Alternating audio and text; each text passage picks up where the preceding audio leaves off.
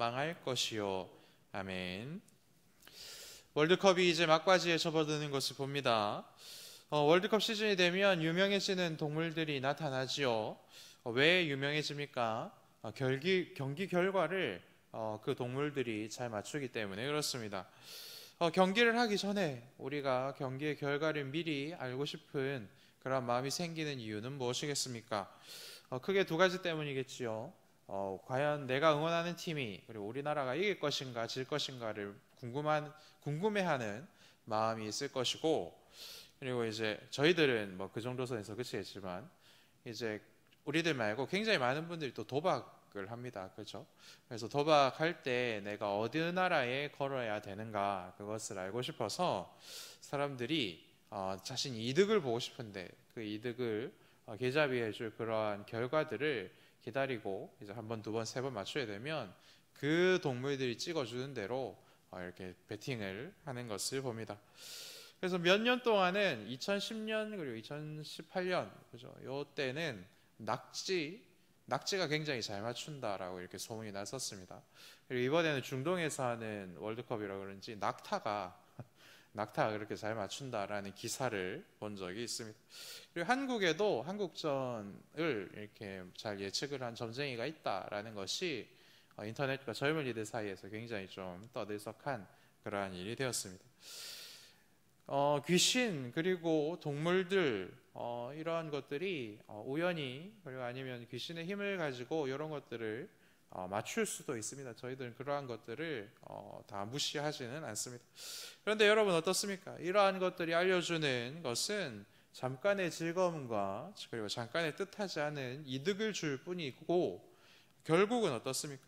역사를 주관하시는 하나님에게서 우리의 눈과 마음과 믿음을 돌리는데 굉장히 큰 역할을 하는 것들이다라는 것을 우리는 잘 알고 있죠.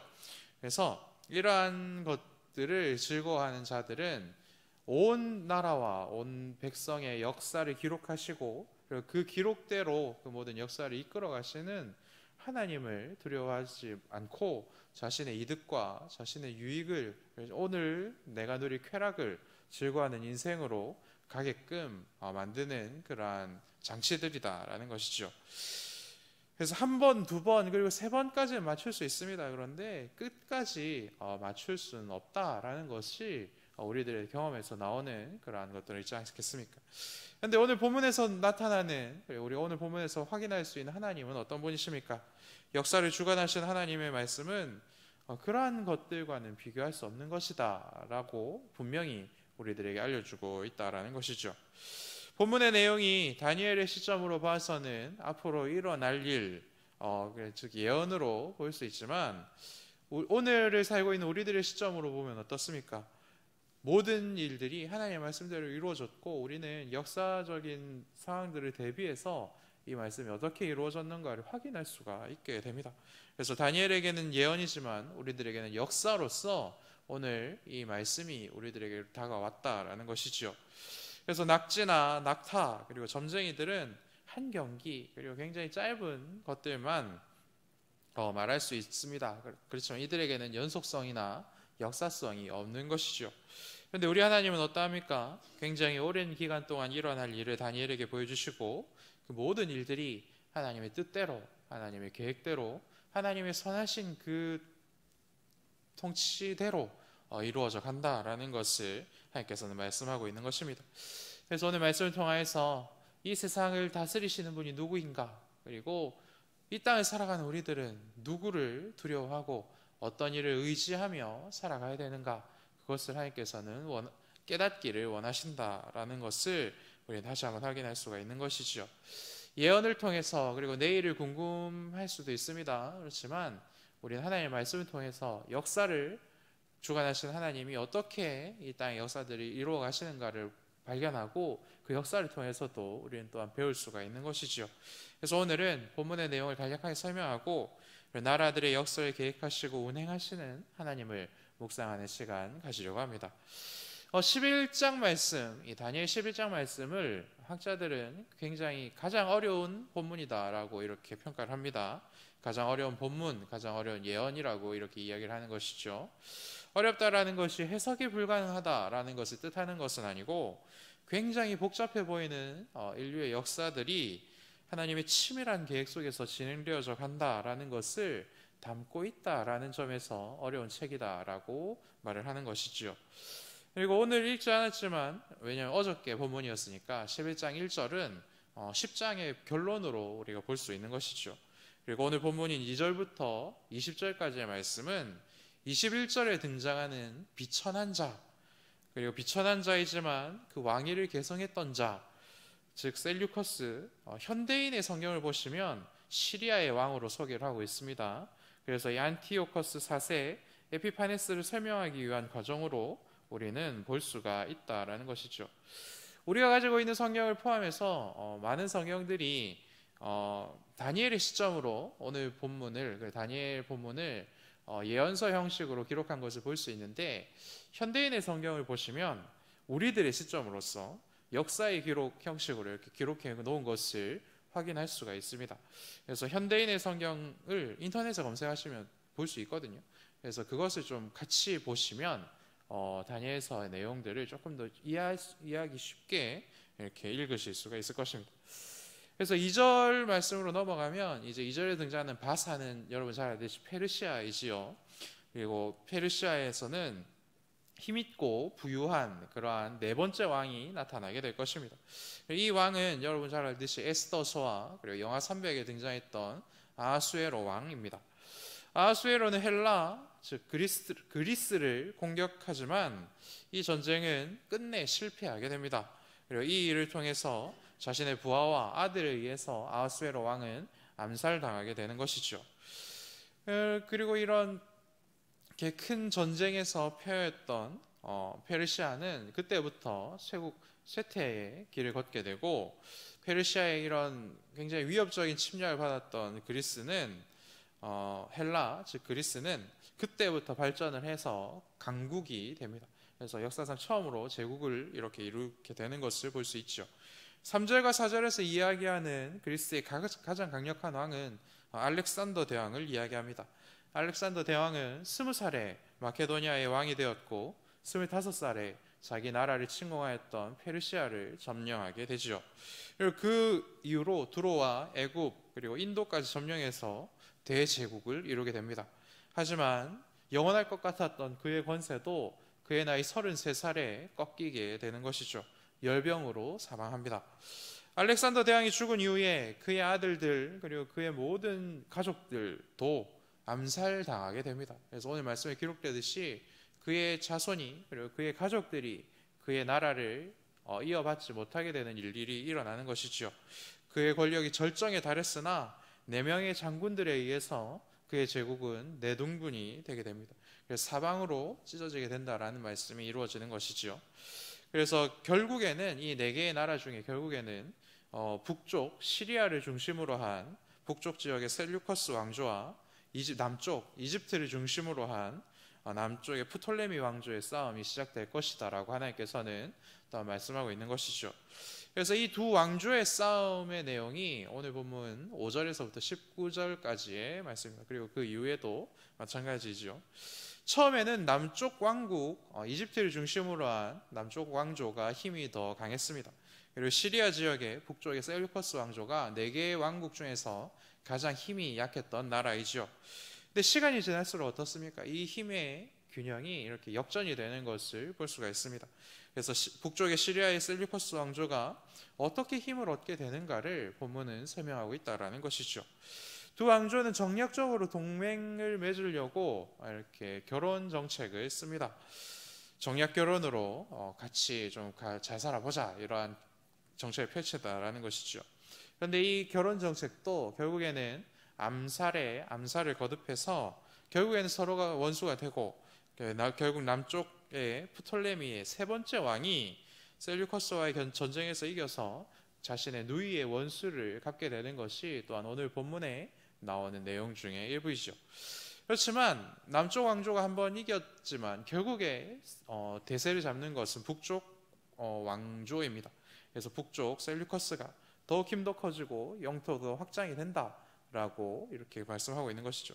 그래서 북쪽 셀류커스 왕조는 계속 전진하였고 그래서 오늘 본문에 등장하는 평안의 땅, 팔레스타인과 이스라엘 지역뿐만 아니라 계속해서 정복을 거듭하게 된다라는 것이죠. 이때 셀류커스 왕이 역사서에는 안티오커스 3세다라고 밝히고 있습니다.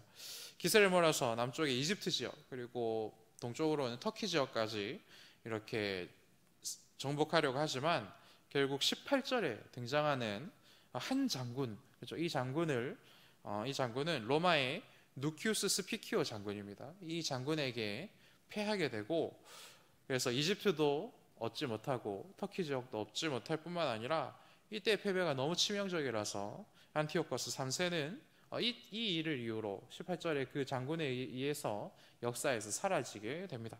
그리고 그 뒤에 나오는 이제 내일 우리 함께 볼 21절에 등장하는 셀류커스의 왕이 된 자, 비천한 자이지만 셀류커스의 왕이 된 자 안티오커스 4세 에피파네스를 성경은 소개하고 있는 것이죠. 이 사람에 대하여는 내일과 모레 본문으로서 이렇게 확인할 수가 있습니다. 이 사람을 비중 있게 다루는 것은 하나님 나라의 백성들을 굉장히 핍박하고 그리고 압제했던 그러한 대표적인 인물이기 때문에 그렇습니다. 본문으로 돌아와서 본문의 2절에서 4절까지의 이 내용은 약 270년의 역사입니다.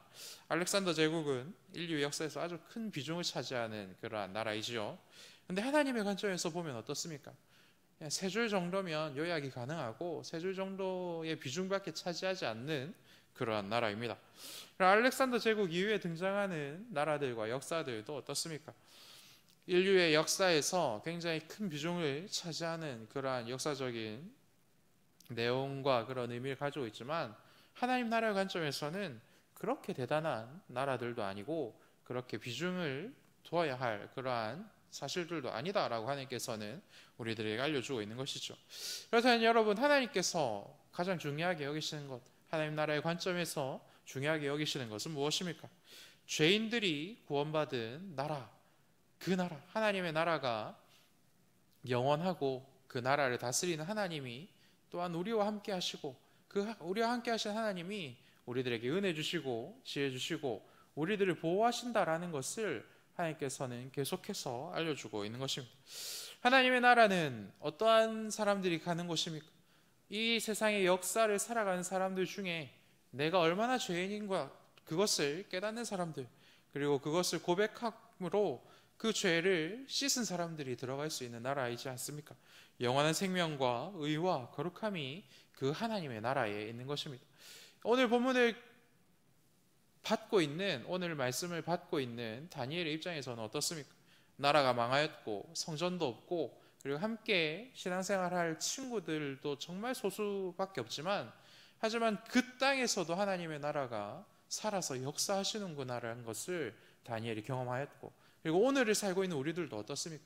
이 땅에 수많은 강대국이 있고 우리나라도 전쟁의 표를 듣고 이제는 세계적인 그러한 나라가 되었지만 하지만 하나님께서 관심을 두는 것은 우리가 얼마나 잘 먹고 잘 살고 우리가 세계적으로 얼마나 영향력을 미치는가가 아니라 이 땅에 하나님의 나라가 하나님께서 어떻게 세우시고 그 하나님의 나라를 통해서 어떻게 죄인들을 구원하시는가, 그곳에 하나님께서는 더욱더 큰 관심이 있다라는 것을 우리들에게 보여주고 있다라는 것입니다. 이러한 하나님의 나라와는 반대로 이 땅의 나라의 역사들, 이 땅의 나라들의 모습은 어떻습니까? 죄로 가득한 인류의 역사는 강한 자, 그리고 찬란한 문화를 가진 자, 그러한 나라들이 계속해서 등장하게 될 것이다 라고 하나님께서 미리 말씀하고 있는 것이죠. 문제는 무엇입니까? 그들의 나라의 강함과 그들의 나라의 찬란함은 영원하지 않다라는 것이죠. 강하고 찬란한 나라가 존재하지만 더욱 강하고 더욱 찬란한 나라가 다시 그 나라를 무너뜨리는 것이 이 땅에서 하나님께서 기록해 나가시는 역사다라는 것입니다. 전 세계가 일주일이면 전쟁이 끝날 것이다라고 예상을 했었습니다. 미국마저도 그렇죠. 그런데 전쟁을 일으킨 나라가 이제는 자기 힘으로는 전쟁을 마칠 수도 없는 그러한 처지에 처한 것을 우리가 두 눈으로 똑똑히 보고 있지 않습니까? 그러한 것을 보면 죄인들의 역사 그리고 죄인들의 나라의 역사는 계속해서 반복해서 돌고 도는 것이다 라는 것을 확인할 수 있는 것이죠. 그리고 오늘 본문에 등장하는 남왕국 이집트 지역과 그리고 북왕국 시리아의 모습을, 시리아의 그 지역의 뉴스를 보면서 이 나라가 정말로 두렵고 떨리는 나라구나 라고 생각하면서 이렇게 이 사람들을 오늘날 두려워하는 그런 사람들이 있습니까? 없지요. 시리아가 어디쯤 붙어 있는지 모르는 사람들이 훨씬 더 많은 시대를 우리가 살아가고 있지는 않습니까? 스포츠도 국력이 좋은 나라들이 나오지 않습니까? 잘 되는데 월드컵도 못 나온 나라들이 시리아와 이집트 아닙니까? 그래서 옛날에 잘 지냈다고, 옛날에 잘 나갔다고 오늘 잘 나가라는 법이 없고, 오늘 잘 못 산다고 내일 계속해서 그 모습대로 살라는 법도 없다라는 것을 우리는 발견할 수 있어야 된다는 것이죠. 오늘 우리들은 어떻습니까? 서울 정도 600년이라는 말을 여러분 잘 아시죠? 이성계가 조선의 수도를 한양으로 옮긴 지 600년이 된 해가 1994년 11월 29일이었습니다. 조선 500년간 건재하였고 잠시 나라를 빼앗긴 적도 있었고 전쟁으로 폐허가 되었던 때도 있었지만 이 수도 서울, 수도 한양 말이죠. 그런데 오늘날은 아까도 말씀드렸지만 전 세계에 자랑할 만한 그런 도시가 되었고, 그리고 세계의 중심이 되었습니다. 그리고 이미 30년 전에 이 서울을 그렇게 만들자라는 의미로 정도 600년이라는 행사를 했습니다. 그리고 이제 1000년이 되면, 정도 1000년이 되면 이제 열어보자라고 해서 타임캡슐도 묻어놓고 그러한 행사를 했었죠. 그런데 여러분, 과연 이것이 영원할 수 있겠습니까? 600년이나 되었고 630년이 되었고 650년이 되었으니까 1000년 만년 이것이 유지될 수가 있을까요? 우리는 서울이 영원할 줄 알지만 오늘 주시는 말씀은 어떻습니까? 우리가 이렇게 건재할 수 있고 우리가 내일을 그려나갈 수 있는 것도 우리의 힘으로 이 모든 것들을 만든 것이 아니라 하나님께서 그렇게 정하시고 하나님께서 그렇게 역사를 써내려 가시기 때문에 우리가 이러한 것들을 누릴 수 있다라고 하나님께서는 말씀하고 있는 것을 확인할 수 있어야 된다는 것입니다. 서울 옛날에는 대단했지, 대한민국 옛날에는 대단했지, 하지만 지금은 아니야. 무엇처럼요? 이집트나 시리아처럼 말입니다. 언제든지 우리들도 이러한 시절을 겪을 수가 있습니다. 그렇지만 영원히 변하지 않는 것은 무엇입니까? 하나님의 나라와 하나님을 믿는 믿음의 사람들과 하나님의 교회만은 이 땅에 어떠한 역사들이 일어나더라도 이것만은 변하지 않고 이것만은 계속해서 영원하다라는 것을 하나님께서 말씀하고 있습니다. 사랑하는 여러분, 하나님은 우리가 생각하는 것보다 더 대단한 분입니다. 그리고 하나님께서 다스리는 나라는 우리가 생각하는 나라보다 훨씬 더 강한 나라이죠. 인류의 역사를 단 세 줄로 마무리 지으실 수 있는 분이 하나님이시고, 또한 영원히 끝나지 않는 생명책에 기록하실 수 있는 분도 하나님이시다라는 것을 여러분들 믿으시기 바랍니다. 영원한 하나님 나라와 하나님의 사업과 하나님의 일에 더욱더 관심을 두시고 하나님의 일을 가장 귀한 일로 여길 줄 아는 지혜를 이 시간 누리시길 바랍니다. 점쟁이들을 통하여서 우연히 얻은 행운과 즐거움에 내 모든 인생을 거는 그러한 어리석은 삶이 아니라 내 모든 것을 치밀하게 설계하시고 내 인생이 영원토록 책임져 주시는 유일한 하나님께 내 시간도 내 능력도 나의 모든 것을 아낌없이 맡겨드릴 수 있는 저와 여러분 되기를 간절히 축복합니다. 그리고 주신 말씀으로 기도하도록 하겠습니다. 기도하겠습니다. 하늘에 계신 우리 아버지, 아버지의 이름을 거룩하게 하시며 아버지의 나라가 오게 하시며 아버지의 뜻이 하늘에서와 같이 땅에서도 이루어지게 하소서. 오늘 우리에게 일용할 양식을 주시고 우리가 우리에게 잘못한 사람을 용서하여 준 것 같이 우리 죄를 용서하여 주시고 우리를 시험에 빠지지 않게 하시고 악에서 구하소서. 나라와 권능과 영광이 영원히 아버지의 것입니다. 아멘.